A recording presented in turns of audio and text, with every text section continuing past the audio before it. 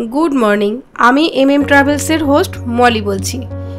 আমরা কালকে রাত্রিবেলা তো জিম করবেট থেকে বাই কারে হলদিওয়ানি পর্যন্ত এসেছি, ওখান থেকে ট্রেনে করে লখনৌ এসে পৌঁছেছি। আর আমরা যে রিসোর্টটায় মানে উঠবো সেই রিসোর্টটার নাম হচ্ছে চিন্ময় রিসোর্ট।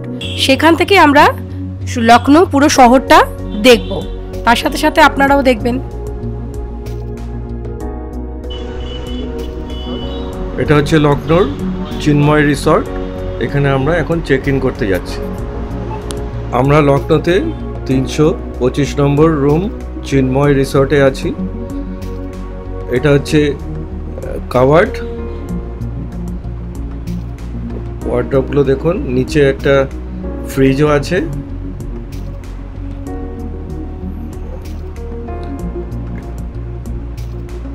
এটা হচ্ছে আমাদের বেড, দেখুন দুটো সোফা রয়েছে, একটা গোল টেবিল রয়েছে। দেখুন কি সুন্দর ভিউ, দেখুন দুর্দান্ত ভিউ, পুরো গ্লাস লাগানো আছে। এটা লখনৌ পৌর সিটি থেকে বাইরে, এই জায়গাটা ডেভেলপড হচ্ছে। আমাদের ওখানে যেমনি নিউ টাউন হয়েছে সেরকমই এখানে ডেভেলপ করে এটা পুরনো সিটির বাইরে, এটাকে নিউ লখনৌ বলছে এখন।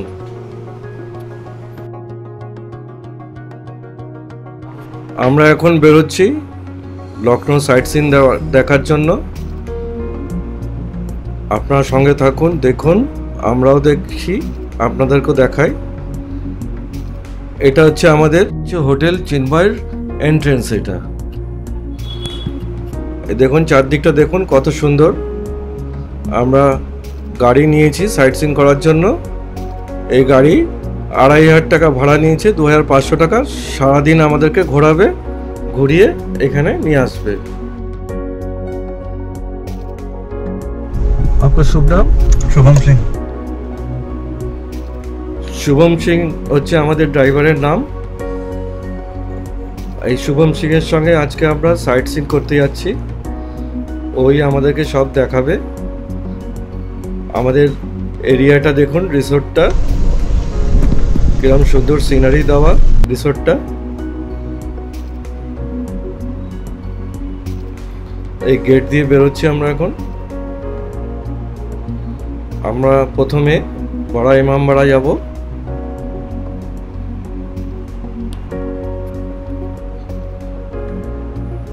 এই চারিদিকের অ্যাপার্টমেন্টগুলো দেখুন। এটার নাম হচ্ছে গোমতী নগর।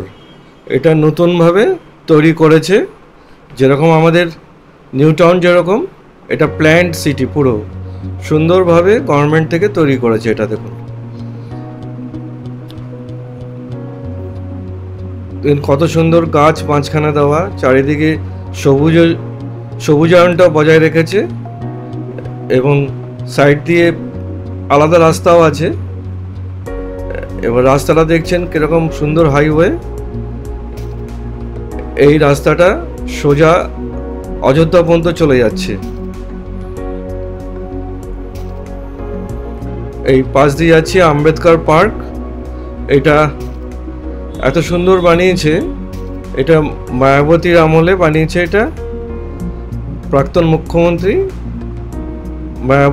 মায়াবতীর আন্ডারে বানিয়েছে। তারপরে কিন্তু অখিলেশ যাদব মুখ্যমন্ত্রী ছিল, উনি কিন্তু এটা নষ্ট করেনি। পরবর্তীকালে যোগী মুখ্যমন্ত্রী এসছেন, উনিও কিন্তু এটা ক্ষতি করেনি, কেননা এতটা সুন্দর বানিয়েছে এবং ডক্টর আম্বেদকরের নামে দিয়েছে, তার জন্য এটার কিছু ভাঙার কোনো প্রশ্নই আসেনি আর কি। এখানে প্রচুর হাতি পাবেন দেখতে। আমার ইচ্ছা আছে আমরা আবার ফেরার সময় এখানে আসব এবং দেখব। পার্কটা দেখে মনে হচ্ছে খুব সুন্দর। পার্কটা না আমার খুব ভালো লেগেছে, দারুণ লেগেছে পার্কটা আমার। ওদিকে একটা স্ট্যাচু রয়েছে ডক্টর আম্বেদকরের। এটাকে 10 নম্বর চারা বলে জায়গাটার নাম। চটুরি গাড়ি লেফট হ্যান্ড সাইড। চটুরি গাড়ি ফেমাস কি আছে? क्या है फेमस चटोरी चाट वगैरह सारी चीजें मिलती हैं यहाँ पे। चाट मोमोज, हाँ बहुत लोग आते हैं रात में। সামনে বাদিকটা যে চটরি গলি বলে মানে চাটের ফেমাস জায়গা। আমরা বড় ইমামবাড়ার সামনে এসছি কিন্তু ভেতরে ক্যামেরা অ্যালাউ নেই। আপনারা এসে 50 টাকা করে টিকিট কাটবেন বড় ইমামবাড়া দেখার জন্য। তার সঙ্গে আপনি ছোট ইমামবাড়াও দেখতে পাবেন, পিকচার গ্যালারিও দেখতে পাবেন। আর বড় ইমামবাড়ার মধ্যে আপনারা পাবেন ভুলভুলাইয়া, বাউলি আর আসাফি মসজিদ দেখতে পাবেন। আর বড় ইমামবাড়াকে আরেকটা নামে পরিচিত আছে, সেটা হচ্ছে আসাফি ইমামবাড়া। এটা 1784 সালে আবদের নবাব আসাফুদ্দৌলা তৈরি শুরু করেন। এটা হচ্ছে ভারতবর্ষের দ্বিতীয় বৃহত্তম ইমামবাড়া। আর সবচেয়ে বড় ইমামবাড়াটা হচ্ছে ওয়েস্ট বেঙ্গলের মুর্শিদাবাদ জেলার হাজারদুয়ারির সামনে অবস্থিত।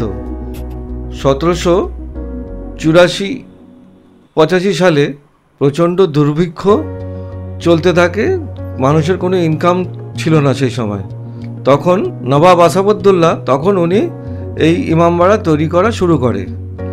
দিনের বেলা এই ইমামবাড়াটা তৈরি হতো, আবার রাত্রিবেলা আরেকটা দল মানে আরও কিছু লোকের দল আছে, তারা গিয়ে যেগুলো পছন্দ হতো না তারা ভেঙে দিত। আবার দিনের বেলা যারা যেত তারা আবার সেটা আবার ঠিক করে তৈরি করত। এইভাবে এই ইমামবাড়াটা 16 বছর ধরে তৈরি হয়েছে। 1791 সালে এই ইমামবাড়াটা কমপ্লিট হয়। বড় ইমামবাড়ার মধ্যেই ভুলভুলাইয়া আছে, যা দেখার জন্য দেশ বিদেশ থেকে লোক লখনৌ ছুটে আসে। এই ভুলভুলাইয়ার ছাদে পৌঁছবার জন্য টোটাল 1024টি রাস্তা রয়েছে, কিন্তু ছাদ থেকে নিচে নামার জন্য মাত্র 2টি রাস্তা আছে। আর গাইড ছাড়া এখানে অবশ্যই উঠবেন না। এই পুরো গাইডের জন্য 100 টাকা করে নেয়। ভুলভুলাইয়ার ছাদ থেকে লখনৌ শহর খুব সুন্দরভাবে দেখা যায়। ভুলভুলাইয়া থেকে বেরিয়ে চলে আসুন বাউলিতে, যেটা ভুলভুলাইয়ার পাশেই অবস্থিত। এটা একটা কুয়ো নির্মাণ করা, যেটা চারিদিক থেকে সুন্দরভাবে তৈরি করা। ইমামবাড়ার সেন্ট্রাল হলটি সবচেয়ে বড় হল। এটা 50 মিটার লম্বা, 15 মিটার উচ্চতা। এখানকার আশ্চর্য হলো হলের মধ্যে কোনো বিম বা পিলার নেই, শুধুমাত্র ব্লকের ইন্টারলকের সাহায্যে পুরো হলটি নির্মাণ করা হয়েছে। এখানে আপনারা আসাফুদ্দৌলা ওনার সমাধিও দেখতে পাবেন। উল্টো দিকে যে বিল্ডিংটা দেখছেন, এটা নাম হচ্ছে নওবাদ খানা। রাজা যখন বাড়ি থেকে এখানে ঢুকতেন তখন ওই গেট দিয়ে ঢুকতেন, তখন তাকে ওই গেটের মধ্যে জানলাগুলো দেখছেন, ওখানে সব লোকজন দাঁড়িয়ে তাকে স্বাগত জানাতো, আহ্বান করতো বাজনা বাজিয়ে। আরও ওনাদের সময়কার কিছু সিস্টেম অনুযায়ী তাকে আহ্বান করা হতো। এটাই নাম হচ্ছে তার জন্য নওবাদ খানা। এখন দাঁড়িয়ে আছি রুমি দরজার সামনে। এটা হচ্ছে রুমি দরজা। এটা আরেকটা নাম বলে তুর্কিশ দরজাও বলে অনেকে। এটাও বানিয়েছিলেন আসাফুদ্দৌলা। নবাব আসাফুদ্দৌলা 1784 সালে। এটার উচ্চতা হচ্ছে 60 ফুট। এটা দেখুন উপরে একটা ছাতার মতো আছে, ওটাই এখন লখনৌ সিম্বল। ওটা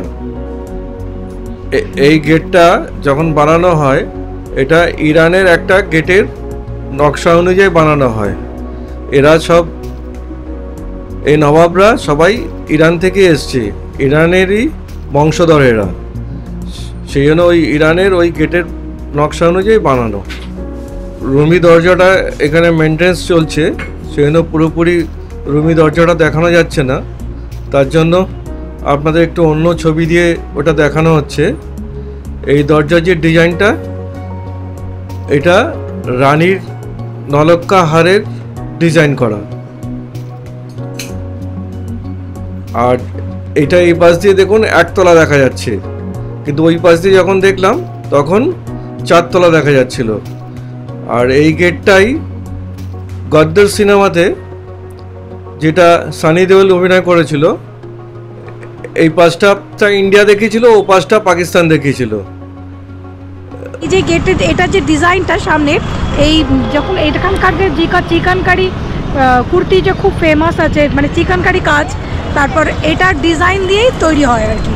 এর ডিজাইনটাই চিকেনকারি কুর্তিতে থাকে আর কি, এই ডিজাইনটাই তৈরি হয়। এখানকার চিকেন কারিও খুব মানে বিখ্যাত, আর এখানকার চিকেন আইটেমও খুব বিখ্যাত আর কি নবাবের, সেটা এখানকার লোকেরা তাই বলে। এটা হচ্ছে লখনৌর ফটো গ্যালারি। এখানে সমস্ত নবাবদের ফটো আছে, হ্যান্ড প্রিন্টেড ফটো আছে এখানে সমস্ত। ভেতরে আর ঢুকলাম। বিশেষ কারণ হচ্ছে এখানে কোনো রকম ক্যামেরা বা মোবাইল অ্যালাউ নেই।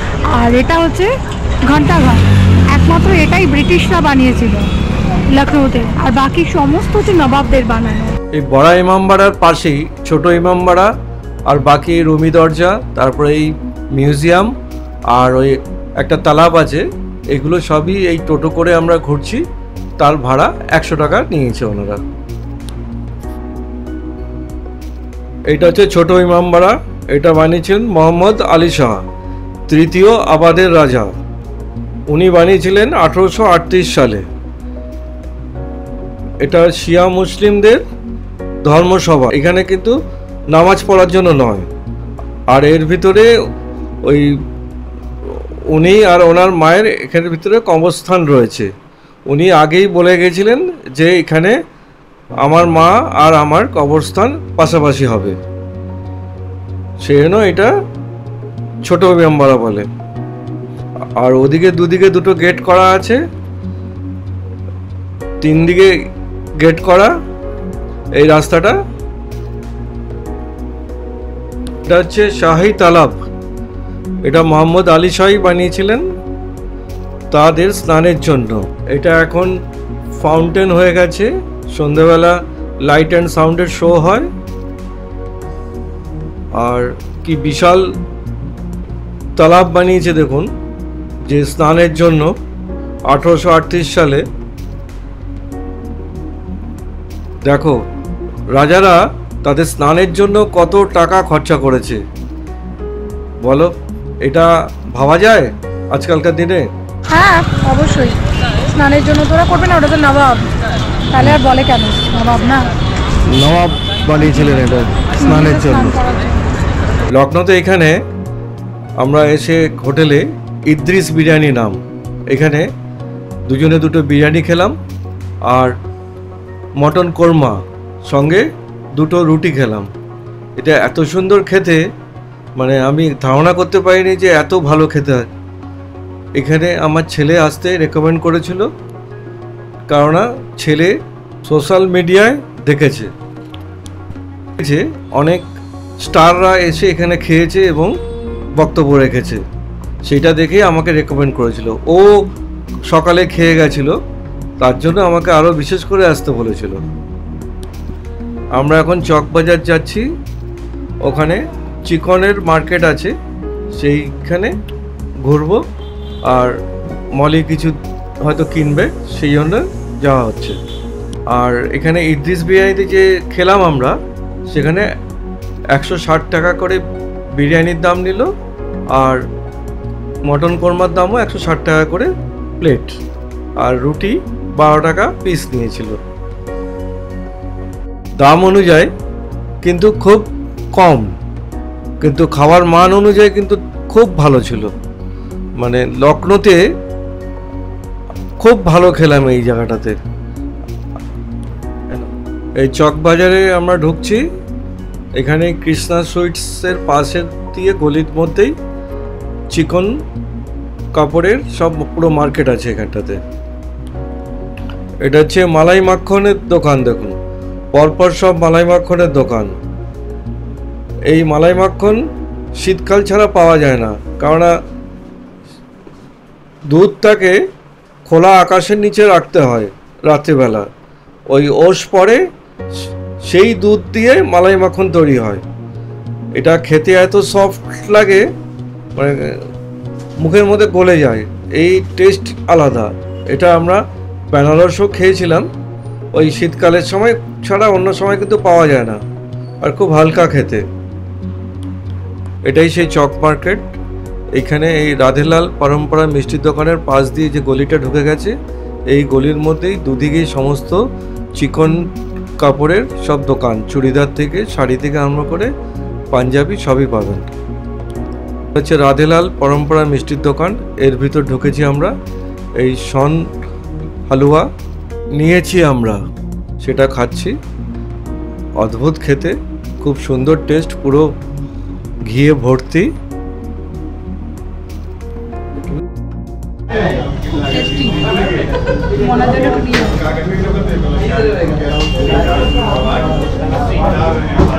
আমরা মিষ্টির দোকান থেকে বেরিয়ে সোজা গলির মধ্যে ঢুকলাম। ঢুকে বিভিন্ন দোকান দেখে খান্না ফ্যান্সি স্টোরসে ঢুকলাম, যেখানে চিকনের সমস্ত জিনিস পাওয়া যাচ্ছে।